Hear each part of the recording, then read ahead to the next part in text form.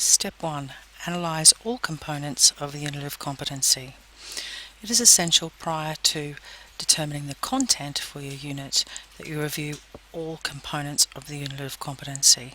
That is the elements, performance criteria, required skills, required knowledge, evidence guide and range statement. Once you've reviewed all of these things, then we start determining what content could be used to build this program. So looking at this unit here, we're going to start thinking about content. So if we go to element 1.1, client reaction to pre-service skin test is evaluated through observation or access to client history. What type of content would the student need to know to be able to eventually be assessed in this area? So being a content specialist, I would be thinking that the student needs to know firstly, what is a skin test?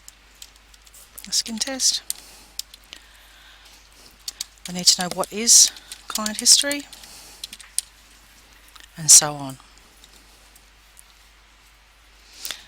As you can now see, I have a completed example of this exercise.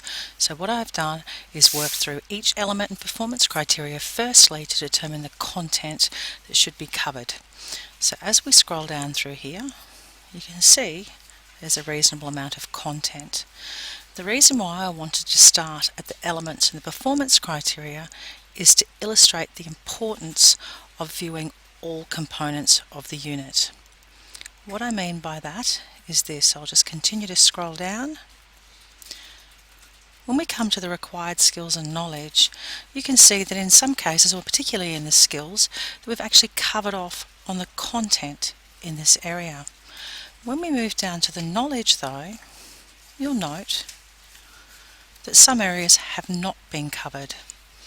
If you focus only on elements and performance criteria, you run the risk of not supplying the learner with all of the content required to be successfully assessed in the unit of competency. It is also essential that you have viewed the evidence guide of the unit to determine you've covered all content.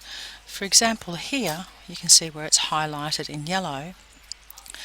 There's certain outcomes the student will have to be able to meet in assessment. We must ensure that they've been covered off in the learning. And finally, the range statement. It's essential that you review the range statement because this allows you to contextualize the learning for your learners. For example, here you will see the statement that says may. What this means is in a learning program, if I was delivering this unit of competency to a group of hairdressing students and they were ladies hairdressers, I could actually contextualize this application of colour to women. If it was for men's hairdressers or barbers, I could contextualize the application and assessment of this unit to men, because clients is a may include. Where it says must include, we must ensure that we cover off on all of these points in the learning, because all of these points must be covered off in the assessment.